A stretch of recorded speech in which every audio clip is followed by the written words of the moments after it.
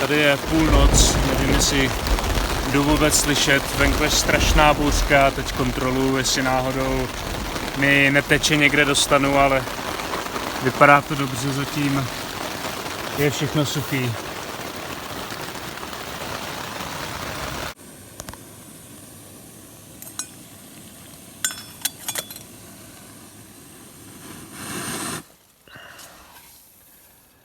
Tak máme tady ráno. Ve stanu mokro nemám, ale zvenku je stan totálně durch. Takže doufám, že dneska bude aspoň chvíli svítit slunce, že to nějak usuším, ale nějak o tom začínám silně pochybovat, protože venku pořád prší. Tak, já už jsem po snídani. Teď přijde nejhorší část dnešního rána a tím je balení úplně všeho, protože venku se zase rozpršelo, takže to musím zbalit takovým způsobem, aby se mi tam nedostala voda, nebo aby se mi tam dostalo co nejméně vody. K tomu mi bude sloužit tady ten odpadkový pytel, který je docela silný. Mám ho úplně od začátku a do toho vlastně zabalím úplně všechny věci, to znamená oblečení, když to mám tady v tomhle vaku, tak to půjde do tohoto pytle, samozřejmě spacák, karimatka, všechno, co se tam vleze. A mám výhodu, že ten stan je dvouplášťový, takže mám možnost zbalit nejdřív tropiko a až potom zbalit vlastně samotný vršek stanu, takže by tam nemělo být, doufejme, tolik vody, i když teda podlaha je mokrá ze spodu, tak snad to nebude taková hrůza, až to večer vybalím. Tak já právě lezu do mých úplně mokrých bot a takový máme krásný den dneska. A tady hiker Lefty mu to vyplavilo komplet celý stan, má úplně durch, spacák, všechny věci, protože si postavil stan na trošku hlubším místě, takže spal prakticky v bazénu. Já jsem na tom líp, ale všechno je takový vlhký a pokud to neosuším, tak se mi v tom asi taky moc dobře dneska spát nebude. Takže jdu balit.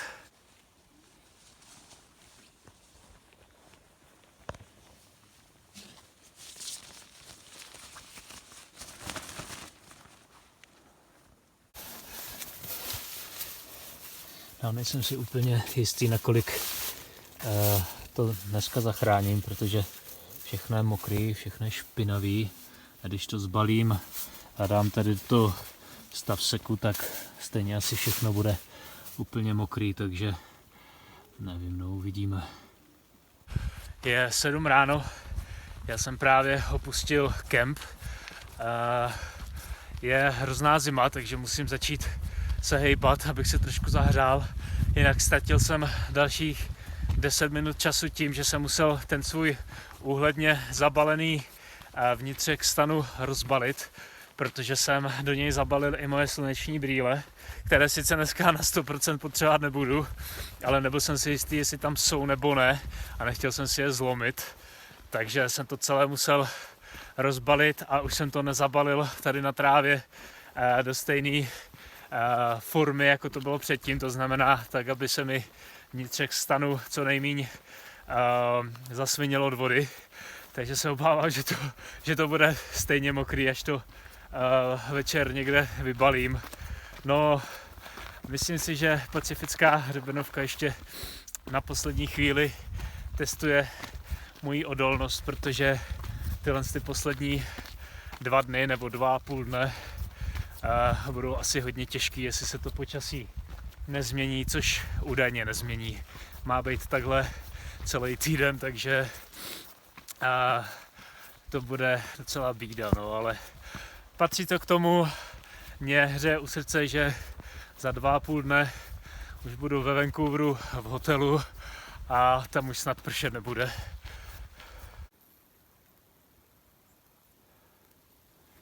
Tak tady někde jsem měl původně včera kempovat, ale už to jsem nestihl, že začal ten slejvák, takže a jsem docela rád, tady to velice na kempování moc nevypadá ani. Nevím, kde bych si postavil stan.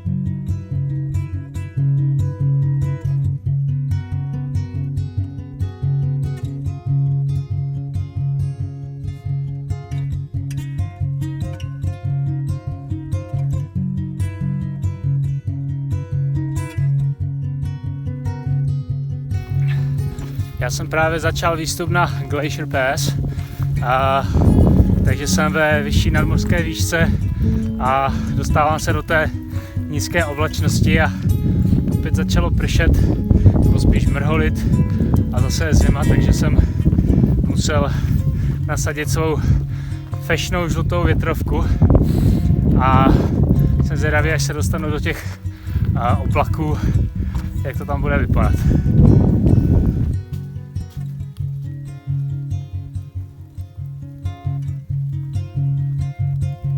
Já jsem právě na vrcholu průsmyku Glacier Pass. Glacier je, myslím, ledovec, ale teda žádnej tady nevidím, tak nevím, co to má znamenat, chci své peníze zpátky. Jináč na dnešní den si úplně krásně, sakra voda, krásně hodí americké rčení Embrace the suck, což v překladu znamená něco jako přijmi fakt, že to stojí za hovno. Což právě teď dělám, protože ačkoliv jsem ráno nebo včera říkal, že mě nic nerozhází, protože už jsem kousek od Kanady, tak ten déšť mě už opravdu sere a jelikož s tím nedokážu vůbec nic udělat, tak to prostě musím přijmout jako holý fakt a nějak to tady přežít. Čau!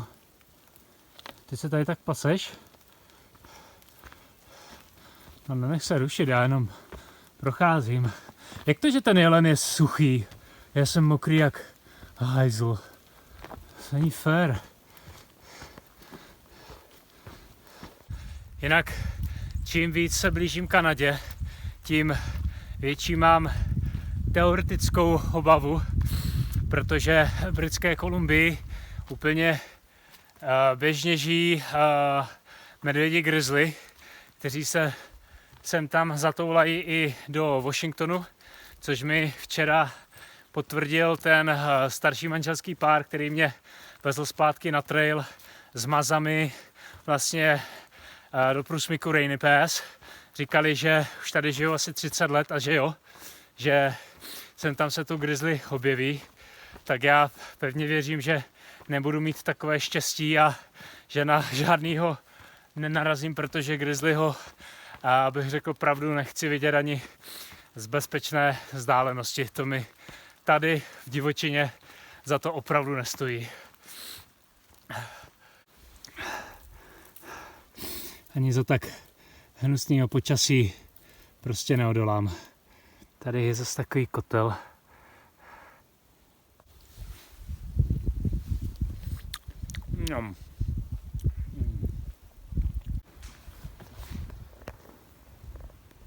Ty vole, tamhle nahoře je srnka, kterou se snaží zabít 2 kojoti.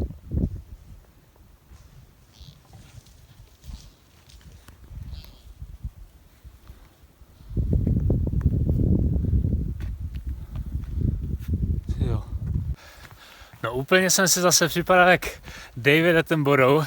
Jsem tady sledoval lov divých šelem v přímém přenosu, ale mámě srnce se teda nakonec podařilo malé srnče ochránit.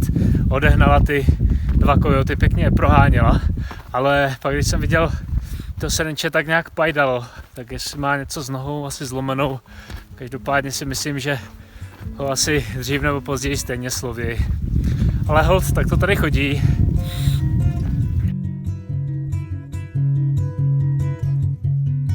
Tak já už jsem zalezlý ve stanu ve spacáku, jak můžete vidět. Mám na sobě i péřovku a vlastně úplně všechny vrstvy, co jsem našel v batohu, protože je úplně neskutečná zima. Takže tady docela klepu kosu, mám dokonce na sobě výjimečně i moje péřové boty do spacáku, protože fakt je hrozná zima. A jinak s tím mojím stanem to zase nebyla taková hrůza.